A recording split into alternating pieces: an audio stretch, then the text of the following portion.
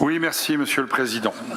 Coluche, le fondateur des Restos du Cœur, aimait prendre une citation de Monsieur Godefroy qui disait « Les socialistes aiment tellement les pauvres qu'ils en fabriquent tous les jours ».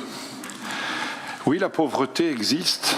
Oui, la pauvreté est le résultat de politiques qui sont suivies. Et Madame Le Callennec, tout à l'heure, nous a rappelé des chiffres sur cette pauvreté en Bretagne.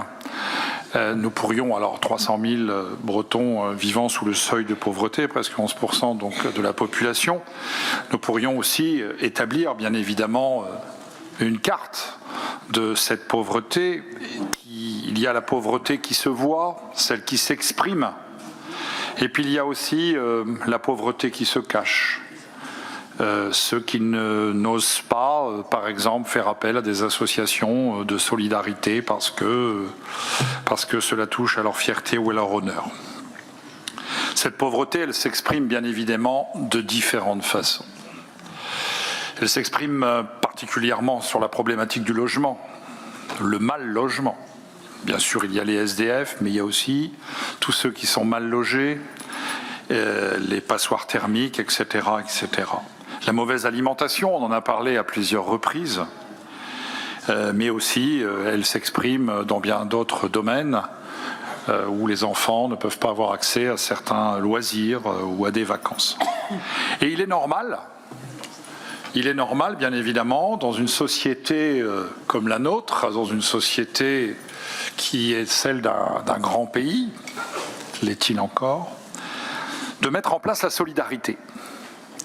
Cette solidarité, elle peut être une politique des pouvoirs publics, mais elle est beaucoup celle des associations, ce qui aide l'aide alimentaire, etc.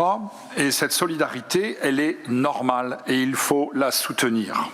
Il n'appartient d'ailleurs pas au Conseil régional, ce n'est pas une compétence directe du Conseil régional, certains l'ont dit tout à l'heure, de mettre en place cette solidarité. Mais bien évidemment, j'ai lu vos 58 mesures, de participer soit à des financements, soit à des encouragements d'associations qui pratiquent cette solidarité.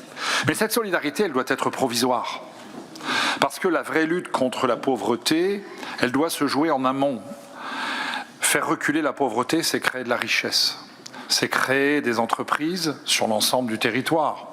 C'est favoriser justement ces créations d'entreprises et l'épanouissement des entreprises. Et là, le Conseil régional, dans bien de ses compétences, peut, en créant un environnement, par ses aides à l'économie, bien évidemment permettre cela. Parce que on ne peut résoudre à terme la pauvreté, la précarité et la misère que si l'on crée de la richesse. Et aujourd'hui, moi, je constate que si parallèlement à toutes ces actions, si parallèlement aux actions de solidarité menées par les nombreuses associations qui sont citées dans ce rapport, si dans le même temps on prône la décroissance, on vote des textes dont plusieurs familles politiques ici votent au Parlement européen des textes qui prônent la décroissance agricole, la décroissance industrielle, eh bien, sachez-le, on créera encore plus de pauvres.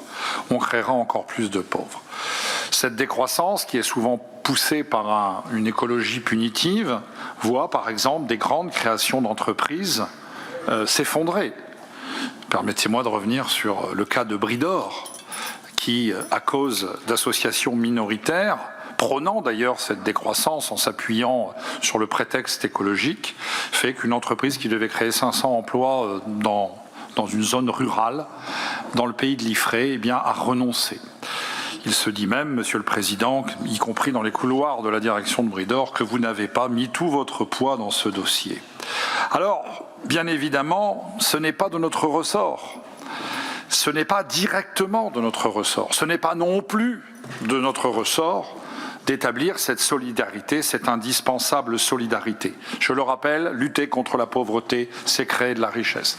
Et quand moi j'entends qu'il faut réduire certaines productions agricoles, qu'il faut aller vers le ZAN, qu'il faut aller vers toutes ces mesures qui finalement sont des mesures de décroissance, eh bien je m'inquiète. Je m'inquiète parce que je me dis que le prix à payer sera, bien évidemment, de nouvelles pauvretés, de nouvelles précarités. Et puis, lorsque l'on connaît la pauvreté, la précarité, on vient de parler de 300 000 personnes en Bretagne, et puis je pense aussi qu'au-delà de ça, il y a une pauvreté qui existe aussi en dehors de ces statistiques, même au-delà de ces statistiques, pardon, eh bien, il est parfois choquant pour certains de nos compatriotes de voir que, par exemple, quelqu'un qui a poussé la porte de notre pays sans frapper, il suffit de remplir un dossier de demande d'asile où il suffit de se déclarer mineur isolé pour avoir immédiatement, lui, accès au logement, à la nourriture, aux loisirs, à la santé, dans des conditions qui sont parfois incroyables par rapport à ceux qui qui vivent ici depuis longtemps et qui travaillent. Oui, lutter contre la pauvreté et la misère, c'est aussi mettre en place la priorité nationale, celle que le Rassemblement national, bien évidemment, prône, et celle qui est interdite aujourd'hui, mais ceci va changer, alors que dans la réalité, bien de la préférence étrangère existe ici en Bretagne, existe en France. Alors vos mesures, bien évidemment, on est totalement dans votre façon de procéder et de communiquer. Moi, président de la région, je lance un grand plan de lutte contre la misère et je mets 58 mesures. Bon. Très bien, pourquoi 58, pourquoi pas 57, 60 ? Bref, peut-être que ce chiffre de 58 donne l'impression véritablement que vous avez pris le sujet à bras-le-corps, mais dans la réalité, même si je ne nie pas que certaines mesures aident individuellement ou quelques personnes, dans la réalité, permettez-moi de vous dire que, et d'ailleurs, on ne peut pas vous en faire trop le reproche parce que ça n'est pas votre compétence et vous n'avez pas les budgets et les moyens pour cela. Mais on est face quand même globalement à des mesurettes.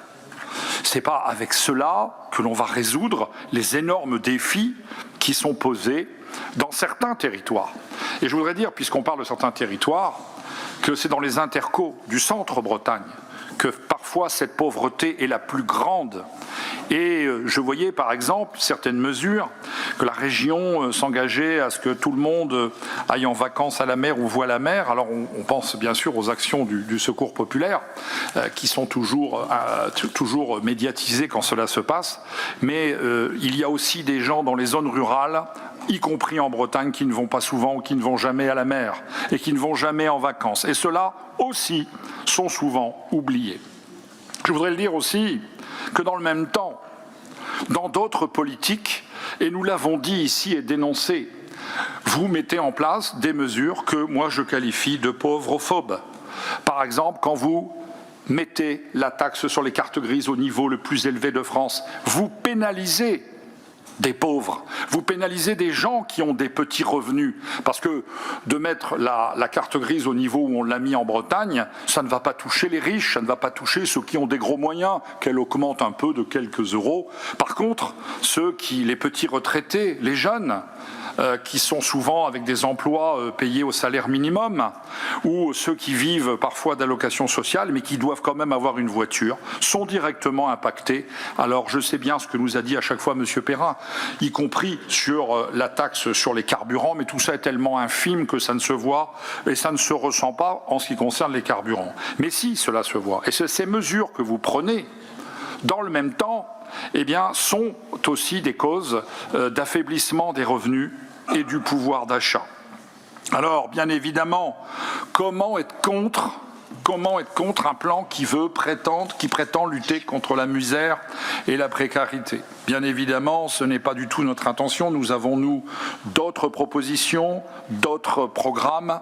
Je le répète, lutter contre la pauvreté, c'est créer de la richesse. C'est donc tourner le dos définitivement à une vision idéologique qui s'installe sur les bancs de cette Assemblée ou sur les bancs d'autres assemblées. Voilà, pour toutes ces raisons, Monsieur le Président, bien évidemment, nous ne voterons pas contre votre plan. Nous en connaissons malheureusement toutes les limites.